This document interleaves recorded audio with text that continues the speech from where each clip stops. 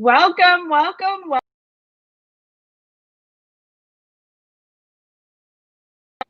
Excited about this interview because sales is huge. And we have Bella Verita here with us. Hi, Bella. Hello. How are you? I'm amazing. I'm like moving closer because I thought I was going to turn up my light, but I'm doing amazing. I'm super excited to be here and talk to women about sales and the power of sales. So thank you for having me. I really appreciate it. You're welcome. So I'm going to do a little introduction for you because, I mean, really, like, you are friggin' amazing. Bella is the CEO of Align Sales Resources, which is the first and only, this is so cool, female-led sales agency. I don't know. I get chills. That's so amazing. And also, Bella has been selling since she was 8 years old. Natural entrepreneur. Yeah. She's taken that natural ability to build a multi-7-figure real estate company and become a #1 business broker in the state of Nevada. She also became a top income earner in a network marketing organization at the tender age of 19. Wow. Some may say she has sales in her soul. Her passion is to help others thrive in the area of sales in order to grow, scale, and serve more people, has transformed well-known companies like the Boss Babe empire. She's passionate about helping entrepreneurs connect to their customers, identify potential problems, and solve your sales problem before they're causing you to lose sleep. Yeah. Focus on those you impact instead of those you don't. Love it. I love that. What would you, so how we're going to talk today about how women can be powerhouse sales professionals. So welcome. How did you get started in this? This is so fascinating. Yeah, so a little bit of my backstory. You did read there. I got started in sales at 8 years old. Most kids start lemonade stands, and I started a craft stand where I started to make crafts for on Saturdays. I would sit out on my front yard, and like right now I would be selling like Valentine's Day wreaths, right? And then move into St. Patrick's Day or whatever the case may be. And so that's kind of where I really started to learn sales, but it didn't really happen until I then went into that, and I grew up in not the greatest area of Austin, and didn't have the greatest role models at the time. And so I needed to learn to make my own money. And like many entrepreneurs, I got into the drug selling business. And that's where I really started to learn the hustle. So many entrepreneurs I know got started in the drug business. Jay-Z did it and then turned it into a great music career. So yeah. But it wasn't until I was living in my 1-bedroom apartment in the not so nice area here in Austin, Texas. And I received a knock at the door. And when I answered that door, I was staring down the barrel of a shotgun. And that's when I knew my life had to change. That was not the life for me. That was not the direction I wanted to go in. I had dropped out of high school at that time. And that really changed my life. It was right before my 18th birthday. And I went back to school. I finished high school. And someone introduced me to a network marketing company. And so as soon as I turned 18, I signed up for that network marketing company. And if you've ever done network marketing, it takes hustle, it takes sales, it takes enrollment. And so that's where I really started to learn and craft the actual sales ability, and realize that it was something that I was really good at, because I grew to a top income earner in that company. And by the time I was 19 years old, I had won the car program and all of that stuff. And then that company shut down. They were shut down by the FTC. And that's when I went into commercial real estate. And at the time, I had started when I was 24 years old. And so I was one of very few female in the industry. And all the females in the industry were 2 to 3 times my age. So I was young, I'm not terrible looking, and I was in a male dominated field. And I quickly became the #1 business broker in the state of Nevada. I had my own brokerage and ran that company, stayed in that record. My team, I built a sales team, and we stayed #1 for 3 years until I got out of the commercial real estate industry and got into, more personal development because I wanted to make more of a difference in the world. And through that's where I really learned that like this was something that I was good at. And this is something that, and being in that male dominated field and being #1 is really where I just started to learn, what women need to know to be #1 in the sales, to grow and impact their own sales community, their own companies. And then, how more women can get into sales professions, because a lot of times, sales is a way that you can have time and money freedom and work from anywhere and not necessarily have to build your own empire or, be an entrepreneur. And so it was a niche that I really found that I could fill when it came to teaching women sales. Wow. Yeah. That is an amazing story. So you just took those skills, went to selling drugs, had this like insane experience, like near death experience, really. Decided, oh yeah, I can't do this anymore. Went into network marketing, like kicked ass there. How old did you say you were? Like 23? I started in network marketing at 18. Oh my gosh. I started at 24. And so then you got the car, you did, and that is a huge hustle, network marketing. It is a hustle. And then you went into real estate and built your own team. And how old were you when you left that? I started that at 24 and I got out at 27. Oh my God. You did more in your 20s than I've done in my entire life, and I'm 51. Oh my God.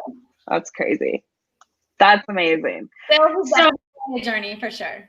Yeah, that's so cool. So I hear a lot about from women, and my own experience too. Like I'm a therapist. That's my background.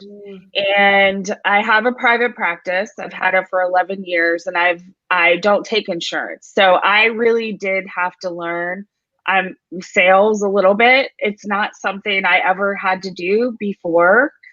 And it's still really hard for me. And I know it's hard for a lot of women. So is this something like naturally you just know how to do, or why is it so hard for women? Yeah, that's a really great question. So two things is I believe that any woman can learn to be a powerhouse sales professional. But the #1 thing is like you have to love sales. So if there's anything like you're like scared to do sales, or you really have to be a people person. You have to be willing to dig in deep with people.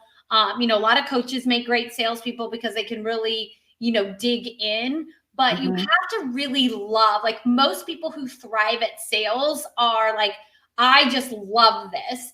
I can get better at it. It's something that I want to continue learning, because the way sales is it's a transformation also. Because, the skill is always changing, where, it used to be, you're either in B2B sales or you're in B2B sales or B2C sales. And now it's really transforming into more of what Joey Coleman refers as to an H to H sale, which is human to human.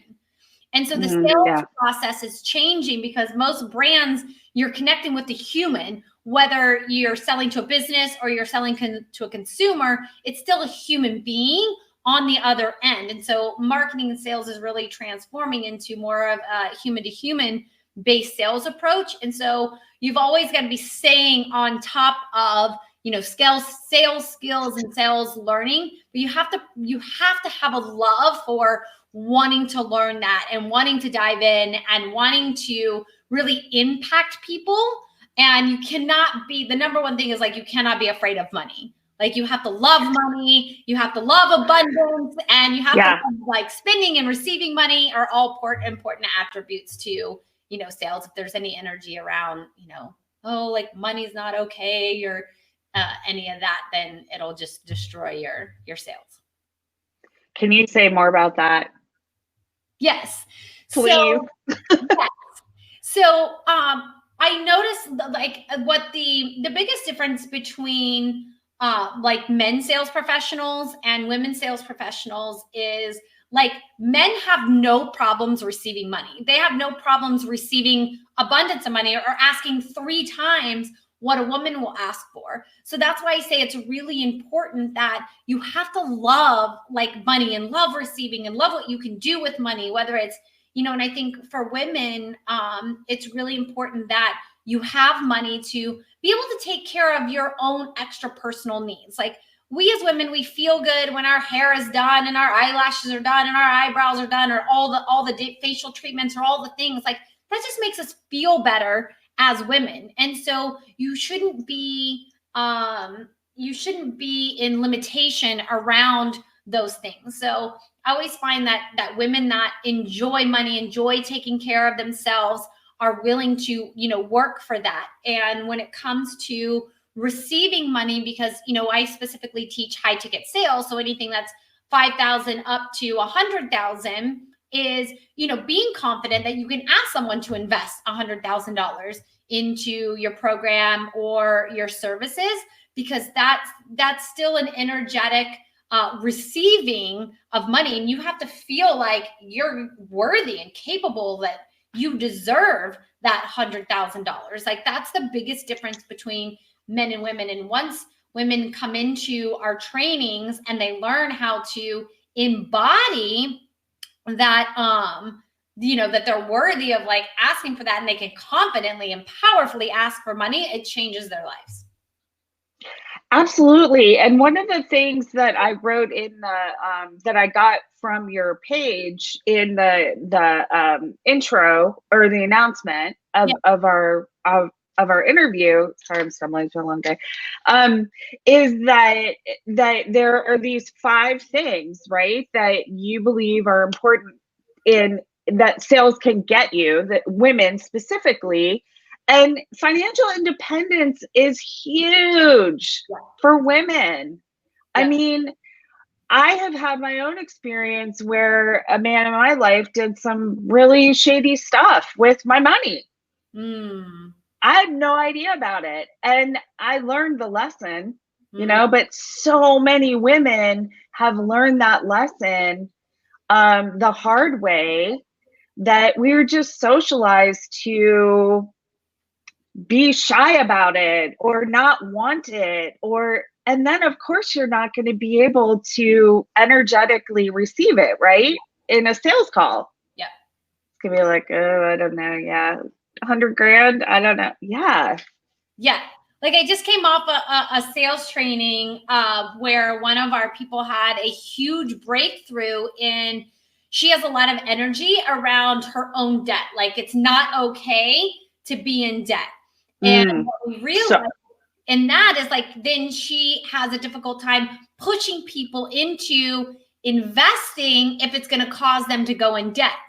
And she didn't realize, she didn't make those 2 energetic connections of she's so afraid of debt that it was actually causing her to pull back when it was investing. And we had a whole conversation of like, there's a difference between, going into debt to go on a vacation, or going into debt to increase your cash flow, or learn something about business that will increase your income.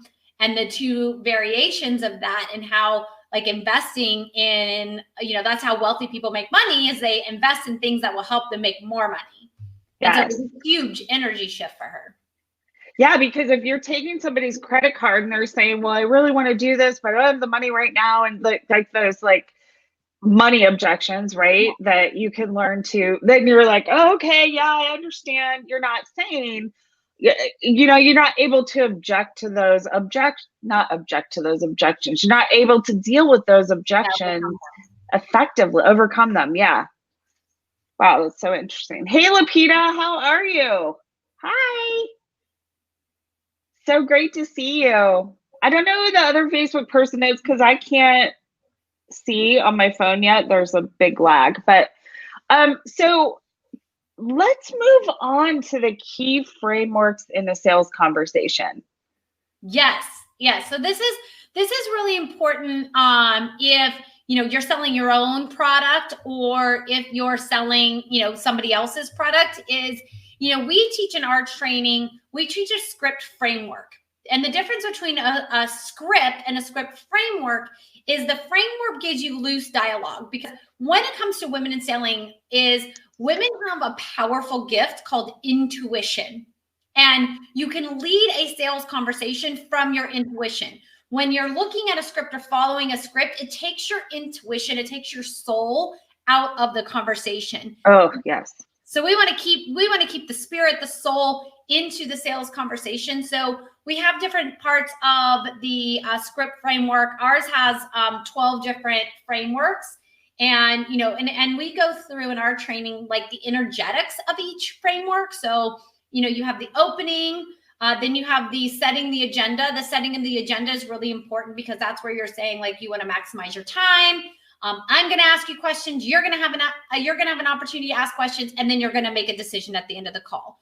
And that's really important, because you're telling them at the end of the call, you're going to make a decision whether or not you're going to work with us. So then when it comes, I find when, you set that agenda up front and you tell them up front, you're going to be making a decision. When you get to the end of the call, there's no guilt or shame about you're asking them for a sale, because you've already told them and then you say, like, is that fair enough? Does that sound good? So they have agreed that they're going to make a decision at the end of the call. So there's not that energy around, oh, like I'm selling.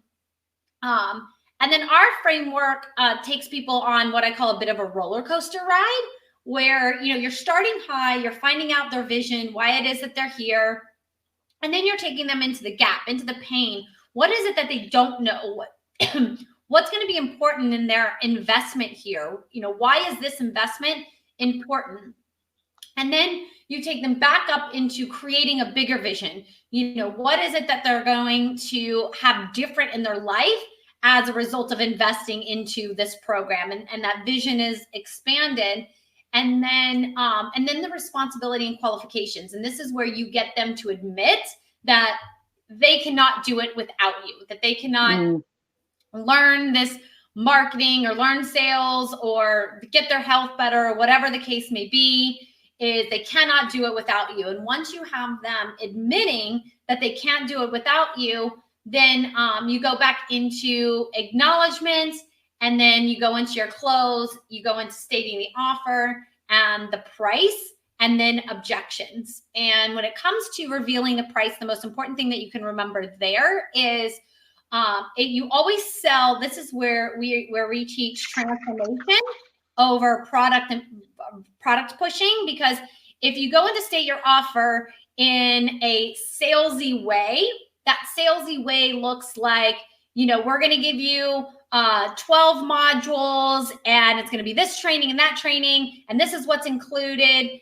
and it's $5,000, and you're going to get this, this, and this. And it comes out as more of a justification of the price and pushing the product, versus transformation-based selling is, you've gone through this whole script, you've gathered data of what their pain is, what solution it is that you're looking for, and then you sell based on the solution. Meaning, so what I hear you saying is you really want to learn sales so that you can have more of a reach and impact your community on a greater level. And right now you're only closing, 1 to 2 calls a week, and you really want to be closing 10 calls a week so that you can grow your impact. You can have more people into your program so that you can grow your revenue and maybe be able to take your family on vacation. Maybe you don't have to work on weekends anymore, because if you increase your revenue during the week, you don't have to work on the weekends anymore. And so for you to have all that, the investment is $5,000. So it's product pushing versus transformation selling. You're selling the solution that they're looking for, because people will look for, let's say, sales trainings for various reasons. And so you want to craft that pitch to them. And once you reveal the price, you say nothing after that. Like nothing. They're the first person that speaks and you're looking for, okay, what do we do next? Or, what are the objections that you have to overcome, and those sort of things. Zip it. That's hard. Yep. Do women you train have a hard time with that? Like being uncomfortable with the silence? Yes. Sometimes that is a thing, because you literally, you just sit there and it is an awkward moment. And then, the salesperson kind of wants to jump in first, but letting them be the first one to speak, because you're not justifying. You're solid in your pricing. You're solid in your offer. So there's no reason that you would need to justify it. So what if your prospect says, starts kind of like, well, are you willing to go down a little bit on your price? What would you recommend they say? How do they handle that? Yeah. So in the earlier in the responsibility and qualification portion is I have a question where I will say, okay, so what I hear is important to you in learning sales is that you want to increase your close rate so that you can close more sales, maybe not have to take sales calls on the weekend. And by being able to be better at closing sales, then you can increase your revenue. What I heard you say is you want to get to $20,000 a month in sales. So to be able to get to that $20,000 in sales, what would that be worth investing to you to be able to have the skill to have that? So with that question, you have an idea of where it is, and you're going to keep that number in your head because you have an idea of where they're at to learn that skill. Or, if you want to learn marketing, or, you're want to invest in, getting your health better, or whatever the case may be, is you have an idea of where they are in their mindset. So then, if you need to add, more value.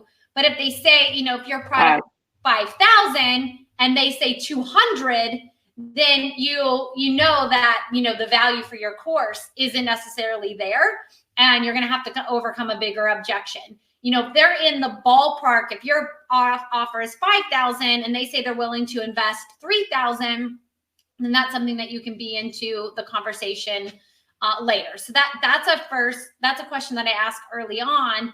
And then when it comes to the actual investment is if you have built enough value in the sales conversation, then making that pitch later on, you can always come back to, and this is what's really important and why you take notes during the call. Yeah.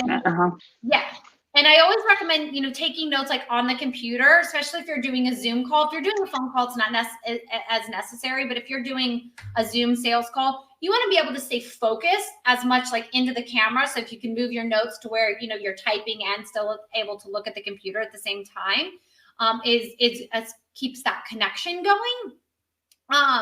But anytime that, so if they say like, oh, I don't have, the money for that, well, then it's like, but I thought I heard you say earlier you wanted to get to $20,000 a month and you haven't been able to do that on your own. So why wouldn't you invest in something that could get you to 20,000? So this is where like, overcoming like pushing boundaries. And you're gathering the data and you have to be really convicted that your offer can get them the result that they want. And if you know that your offer can get you the result that you want, then you're willing to push. We have at our company, we call it the Hang Up Club. And it's really that you're willing to push someone so far that they would literally hang up on you. Like, I just don't want this, click. Because unless they've said like, I'm absolutely not interested, then the door is still open. And it's your job as a sales professional to get them to walk through that door. Because I always say marketing like gets people to the door, but the sales is what gets them through the door and to buy. And if they're on the call with you, they want to buy. And so it's your job to push them through that door so they can make an investment that's going to change their life. Boom. So do you recommend doing any kind of qualifying before the call? So they like, okay, talk about that. 100%. So we have a whole back end course that is everything that you need to set up for your sales process, from what you should include in your type form, how they should do the calendar invite, all the confirmation emails that should go out, all the follow-up emails that should go out, all the process around if they cancel a call or they reschedule a call. There's processes for all of this stuff we call it our sales savior system. And it's our system that really, saves sales, what to do with like no shows and all of these things and so there we have a whole type form, all the questions that we ask that include important income qualifications, where you're not exactly asking like, do you have $5,000 to invest, but you have a ranking question so that you can understand where they are. And based on where they're at, on a scale of 1 to 5, is anything that's 2 or lower is they're automatically pushed to a free resource or a free Facebook group or something like that, versus scheduling a call. Anything that's a 3 or above, then they get to push through for a call, but you have exactly where they are, where they want to go, and that they really do have the money to invest, or they can find the money to invest. And you're also, if they can't or don't, you're also pushing them in another direction that's going to help them. Yes. So it's very aligned with supporting and helping, because I know that's important for us, that we're still helping. So you're putting them in a place where they can start and then maybe work up, and then maybe they will qualify. But at least you're kind of like getting rid of potential objections on the front end. So you're not like in that weird space on the call, because it's already set up that way. Yep. Yeah. So what do you think? I'd love to get some questions going here, because I know that sales is, let me just share this with you. We have a question. Let's read this. Lapita. I have a question. So how can you pre-qualify if, like myself, you don't have a system? Well, you definitely, she's a coach. Gotcha. So your sales saver system, any system that you definitely want to invest in having a system, because that's going to increase your show up rate to your calls. It's going to bring more qualified buyer, and it's going to save you a lot of time. And so just some simple things is, you should have a type form or a WooFoo form or some sort of form that they fill out first, that leads them to scheduling a call. So if they qualify, then they get the link to the sell. If they don't qualify, they get a link to the free resource or the free Facebook group. And then, which then is hooked up to your CRM.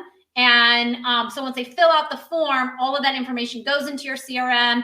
They are tagged. Then they get their first, confirmation email. Then they get their 24-hour confirmation email that we always have them reply with like, I'm ready, I'm excited. It's a confirmation that they actually have to reply to.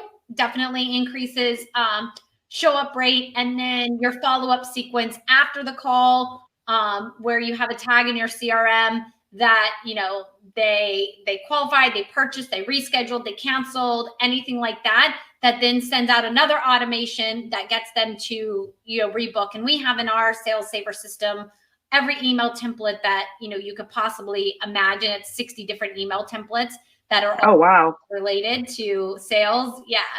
That really increase your show up rate, that decrease your no show up rate, and even brings, qualified buyers that didn't buy, keeps them into your system so that they come back and they do buy.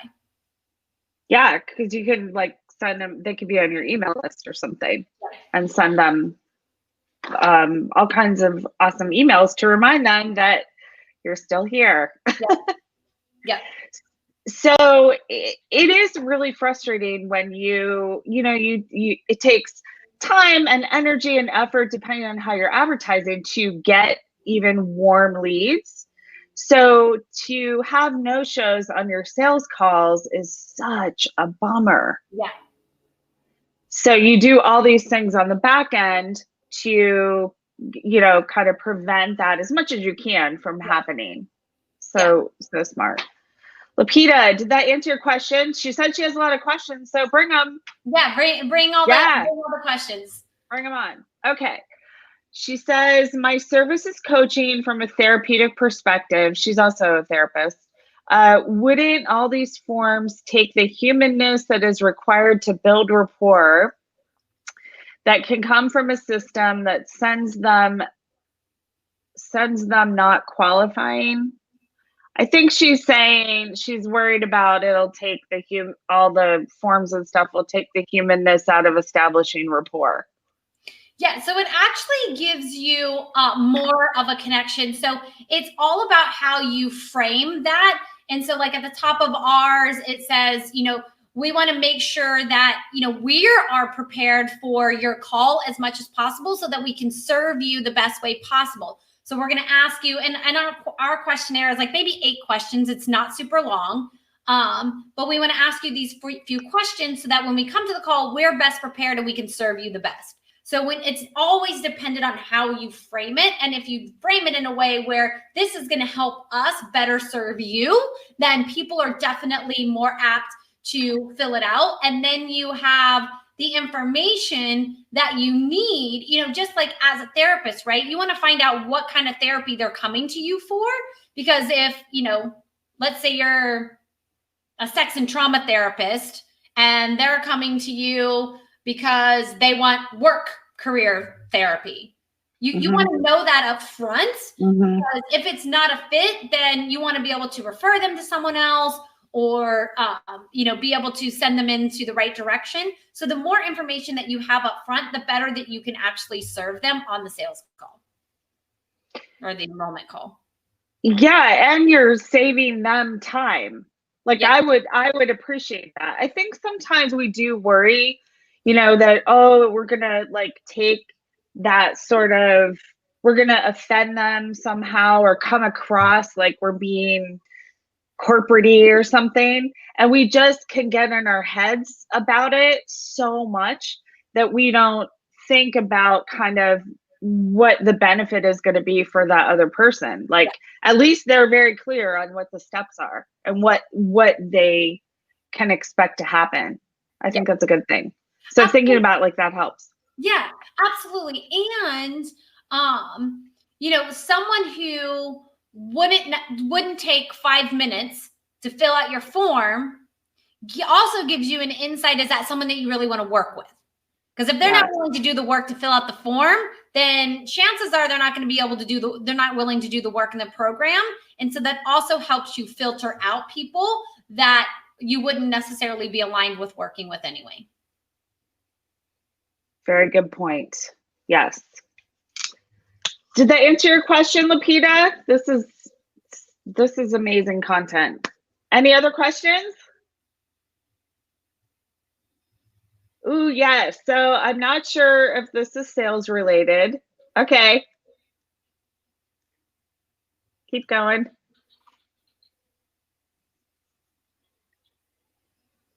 Okay. There was a comma there, but she's not saying anything after that. So it'll probably come up in a second. Okay. So I'm not sure whether to start another question or wait for her. I don't know. Well, if you have another question, we can ask that question while we're waiting for her to come up. Oh, here we go. How do I sell monthly programs instead of weekly? My program is a 3-month program. I think she's actually getting ready to sell a beta, or I'm not sure a beta, but a 3-month program. I'm not sure if she's newer to selling. Have you ever sold a program before, Lupita? Not sure. But she has a 3-month program. Yeah. So I always recommend selling in bundles. And the reason is because you can make a greater impact, especially as a therapist. Like, you can have a one-off session and you can make a difference, but we all know any kind of transformation takes time, and to be able to have those repeat sessions. So you want to know first what the value is of, with someone working with you 3 months versus 1 week, is being really clear on that.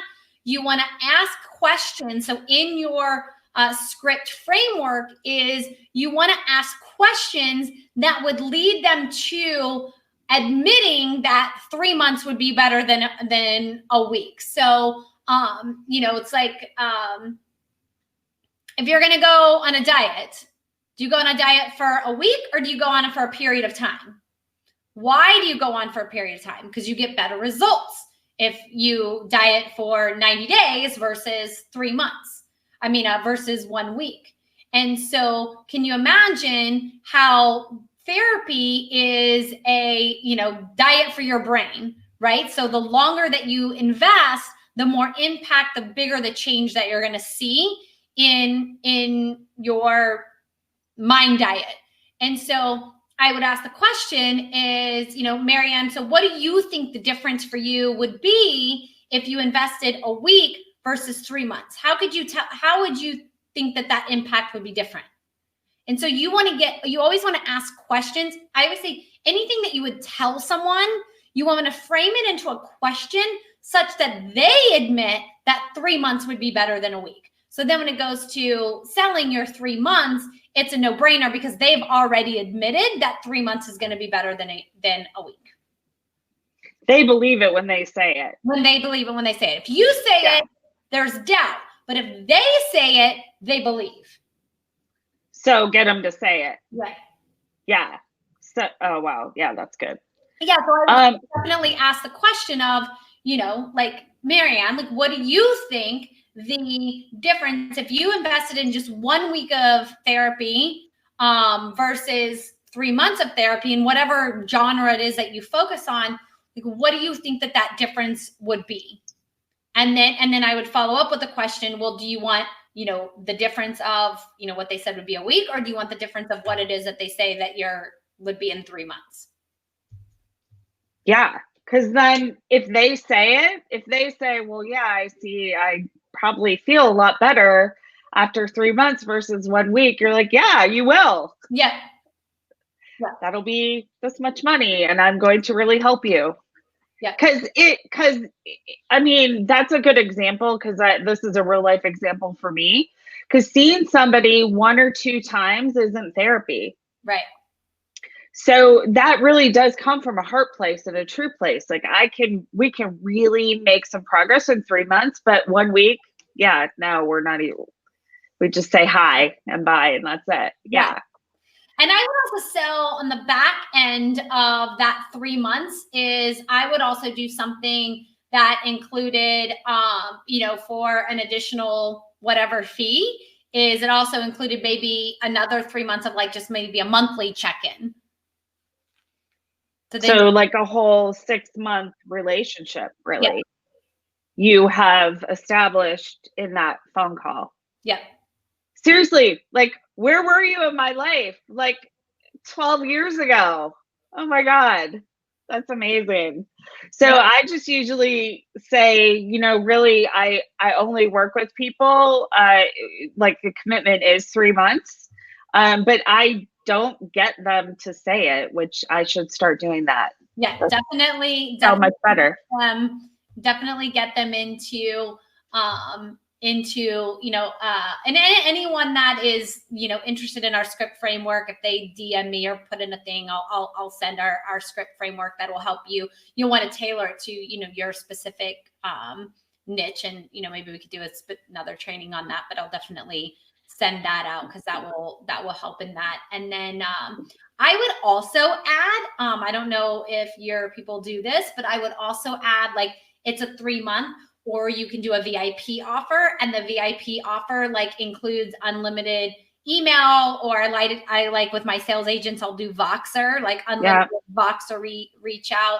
And you'll be surprised when you give people unlimited access, you'll be surprised at how little they actually use it. But they will pay for the opportunity, if they're having a huge fight with their husband and they need quick, feedback or whatever. You'll be surprised at how much people are willing to pay for unlimited access, and how little they'll actually use it. So I like to recommend, if you can, it's 3 months for this, but if you want to be a VIP, you can invest this much extra to have unlimited access. And for therapy, I'd probably do Voxer. But I don't know if you have certain guidelines or something you have to follow. So that I don't know, but the whole HIPAA thing. I don't charge my clients like packages extra for texting. I have HIPAA compliant encrypted texting. And you're right. They hardly ever text me. Yeah. Hardly ever. They know they can text me anytime, but they hardly ever text me. Yeah. But once you give them permission, it's like this thing, like once people feel like they have access to you, they very rarely use it, but there's a comfort in knowing that they can. Yes, totally. And it's totally comforting. They're like, really? No, none of my other therapists have let me do that. Yeah, sure. And they don't really. Yeah. You could also offer that if you don't want to like make it a bonus where they pay more, is you can also include that as a pay in full bonus. So if they pay in full, then they get unlimited access. So you always want to make it, I suggest anyway, is a little like something extra for a specific group of people. So these are all amazing ideas. I wonder if it's demographic, because my clients Voxer me often. Are those your therapy clients, Lupita, or your coaching clients? I don't know. That's hilarious. Oh yes. Okay. Pay in full for okay. Okay. So I have a hot question here. Okay. About value versus worth. This is a big thing I see all the time. I'm sure you do too. Charge what you're worth. Yeah. I'm so curious to hear I have my own opinions about this, but I'm so curious about what your opinions are on this. Yeah. So I don't remember if I just said this in my sales training, if I said this earlier in this conversation, because I've been talking about this stuff all day. You have to forgive me if I said it earlier in this conversation. Did I talk about the difference between men and women when it comes to money? Yes. A little bit. Yeah. So, go for it. Yeah. So the biggest difference is a man never doubts his value. Like he just knows. And that's why they can ask for 3, 4, 5 times more than women will ask for, is because we do doubt our ability. But what you can be certain is your ability to serve. So it's finding that certainty in what it is that you know that you're able to serve and that impact that it makes. And that's why when it comes to sales and it's practicing asking for 2 times what you're willing to ask for. So we have an exercise in our sales training where we require people in our sales training to go out and enroll a stranger into buying something at least $10 or more for them. Because it's getting uncomfortable and not having any energy around being told no, not having any energy about asking a stranger for money. And we have them continue to practice that to get comfortable with it. Because if you don't flex that muscle of asking for money or asking for, big amounts of money, if you don't flex that muscle, then it's always going to be something that you have uncomfortability around or uncertainty around. We have a pre-call sales routine that we teach before every sales call that includes, power poses and affirmations and things like that, to just ground your energy in, you are a powerhouse. You can ask for money. You can close deals and it's okay. Because a lot of times women just need permission that they can charge for a 3-month program, that they can ask for more money for a VIP unlimited access. It's just granting permission. So I'm granting everybody permission to double your prices and ask for more money. You can do it. And I heard you say, really, it doesn't have anything to do with worth. We are priceless. Human beings are priceless, right? You said the word value, not worth. I think that's a really important distinction, because we always say charge what you're worth. And if women value themselves less than men, it's well, I don't, or men never question their value. It's totally different. It's a totally different dynamic. Yes. So value, and it's also being certain in the value that you offer. So yes, that's what I think a lot of times what women do is we attach what we're selling to us. It's not about, I sell a sales training system. I sell a sales savior system. And it's not about me at all. It's about what that how many sales that sales saver system can save by people not showing up. The sales training is about how many more people women can close by going through that training. Has nothing to do with me at all. So it's detaching self from the actual value of what it is that you offer. You're working with therapists. So some of them are saving marriages. There's no amount of money that most people wouldn't invest to save their marriage, or getting a different career if they're career coaches, or you want to look at what the value of the investment is. So if they're career coaches and they invest $5,000 in a program that's going to help them earn $120,000, because it's one of the services that we offer, or one of our clients is helps people get 6-figure jobs. So if they're going to invest $5K to make 6 figures, kind of a no-brainer. Yeah. If you have a terrible marriage and you can have a great marriage, kind of no-brainer. If you have an eating disorder and you could not have an eating disorder, the value is there. So it's not about your value as a person. It's detaching from that and knowing the value of the service and product that you offer. And the more testimonials that you can collect that validate that for you, the better. Absolutely. The value of what we offer is very different than and any amount of money, but it's not about us. It's about the value of what we give. Yeah. It's not, and even though we might be the ones giving the value, it's still not about our worth, because I hear you saying you have to detach yourself from it. Yeah. That's super challenging, especially for women. I just think it's just so challenging. Do you have, I heard, actually you answered one of the next question I was going to ask about any kind of ritual that you teach before going on a sales call. And I heard you say you do teach a routine, and part of it is giving permission and teaching women to give permission to themselves that it's okay. Yep. You can ask. So I have, I think it's 3 or 4 parts to my pre-call sales routine. I do this before every call. It's only about 5 minutes. I love music. Music gets my energy going. And I told you I grew up in kind of the ghetto, so I like hip hop. And so I love Ludacris, Shake Your Money Maker. So I'll play a couple of songs of like Shake Your Money Maker and get my like energy going. And then I will do my power pose. So power pose, if you follow Amy Cuddy, talks about the Superwoman pose.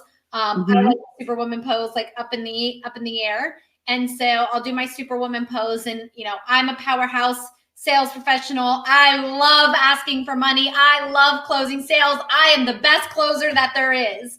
And really to ground that, like the more energy that you can take up, the better. And it grounds that just knowing in your body. And then the last thing that I do is I will spend, 30 seconds, a minute, and I will connect with the soul of the person that I'm going to get on the phone with. And you can ask their higher self, like, what is it that they need on this call today? And you will be amazed at the answers that just come in. Like we can talk to people's higher spirits, people's higher self. And so I'll just ask, like, what does Marianne need to hear from me today? And an answer will come in. And then I know that, and I know that's what I need to get to. And I've closed more sales. Like people are always like, how did you know that? And it's just checking in with the heart and soul of that person and making that connection with them. So those are the 3 things that I do before a call. Beautiful. Great. Thank you so much for sharing that. That's amazing. Yeah. Can you, and like, as it's so funny because you can tell like this is your jam. Like as you're getting into it and talking about, your posture got bigger, and it's just, yeah. I love it. The joy. I love all things sales. That's awesome. That's so awesome. The sales is like the first step to the transformation. So you're working with therapists, and going through therapy is a transformation, but they can never have that transformation until you get them to say yes. And so the first step to that transformation is actually getting that yes and that commitment to work with you. So not everybody in the group are therapists. Lapita happens to be a therapist. A lot of them are just service providers, not just. A lot of them are service providers, coaches, all kinds of different coaches. I think most people in the group are coaches. Wow. But in a lot of ways, it's very similar. We're changing people's lives in different ways. So I think she does both. Lapita does both, just like I do. So do you, Bella, do you recommend any books or podcasts or any other resources that we can check out? That is a really great question. So I have a Facebook group that is for women sales professionals only. You're a part of it. So I give a lot of free resources. A ton, yeah. In there. I'll do trainings in there. And I'll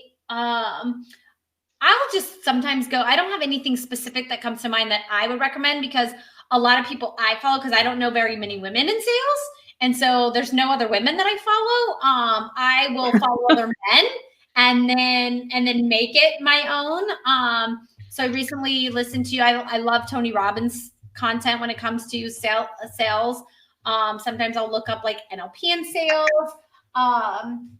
One of my books that I always have here on my desk is Powerful Questions.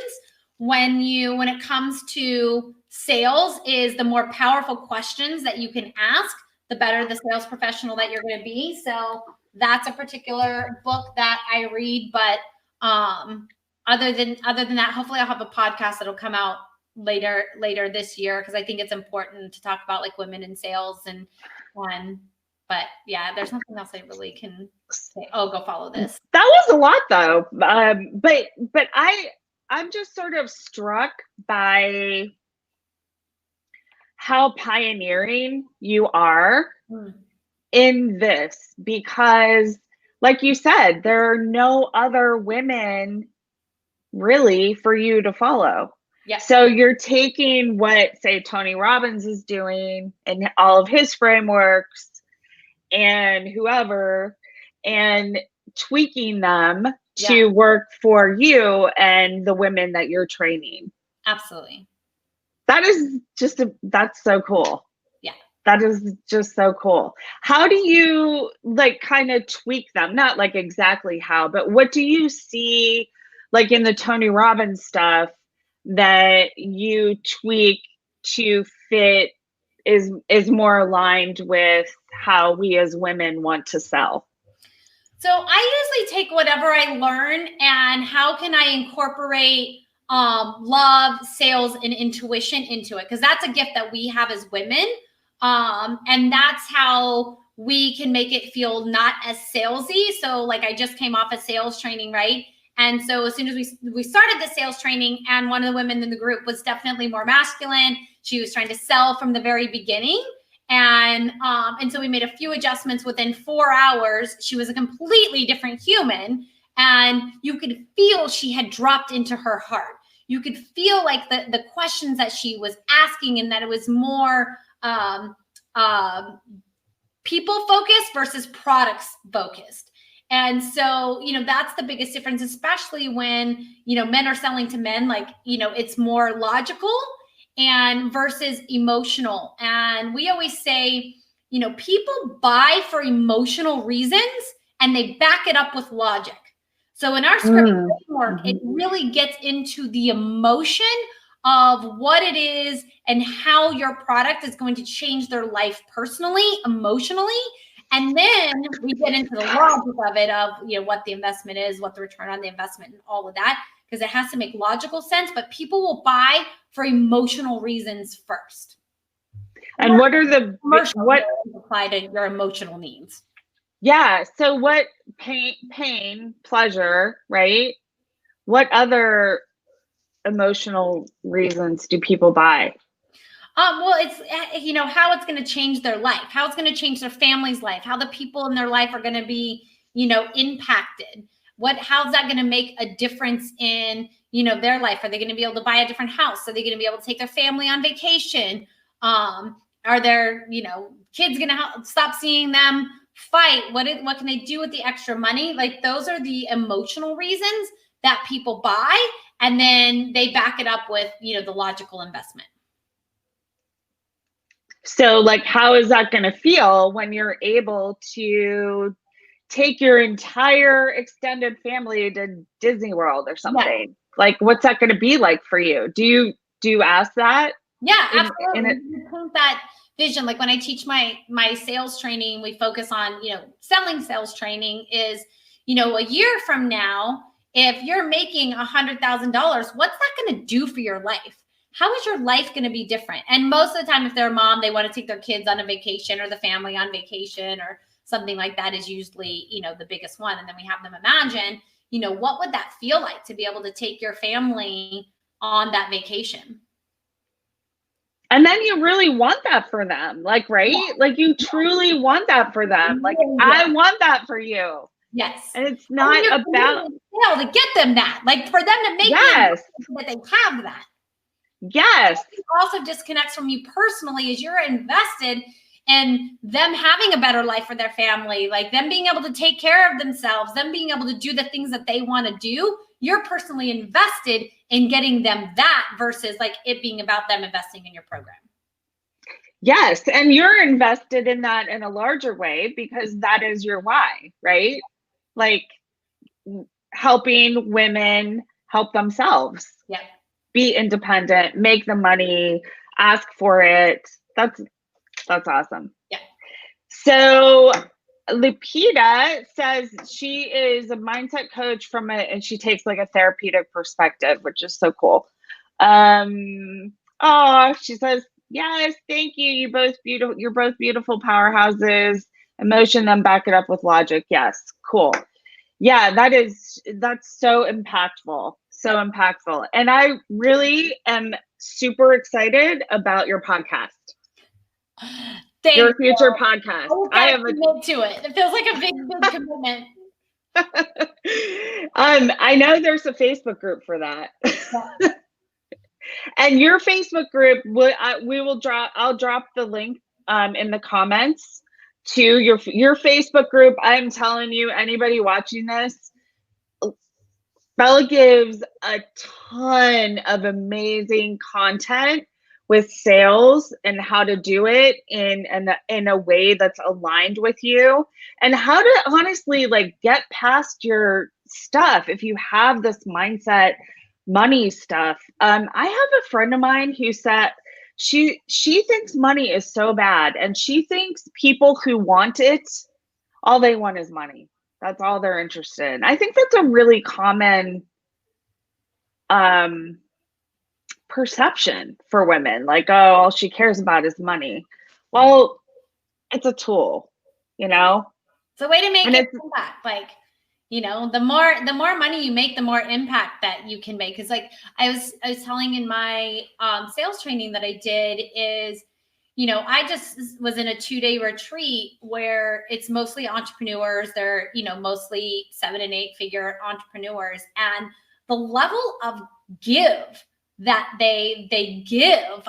We went to a lunch, and it was probably a $500 lunch, and one of the people just picked up the lunch. Like, you know, you have, the more money you make, the more giving spirit that you have, that you can, you know, do other things for people. And that's what feels good when you're abundant and you can give from that overflowing place. Like, it just feels good. Imagine like taking your family on vacation, or how good it feels to go get a facial or your nails done or whatever the case may be. Just that like abundant spirit is so powerful. yeah, and not even have to think about it. Like, okay, charity, my favorite charity, here's, you know, 300 grand. Yeah, that's so amazing. Yeah. Yes, Yeah. so amazing. Thank you so much, Bella. You're a total badass. Thank you for having me. Fantastic. Thank you so much. We so appreciate you spending Friday afternoon with us. And I'm going to make sure I put your link to your Facebook group, and I will keep in touch if there are any like questions. You're in the group too. If you see any of the questions, you know, if any come up later from people watching the replay, if anyone has interest in the, you know, self-saver system, our sales training is more focused for like sales professionals. Yeah, like generally teaching women sales, but the sales saver system is definitely for entrepreneurs. Yeah, I personally would love to see that for sure. Absolutely. So have a great weekend. You as well. Thank you so much for having me. Thank you. Just anyone that has questions, if they can tag me in the questions, so it'll pop up in my notifications, and then I will definitely pop on and answer any of those questions that come up. Perfect. Thank you so much. You're so welcome. Thank you for having me. See ya. You're welcome. Bye.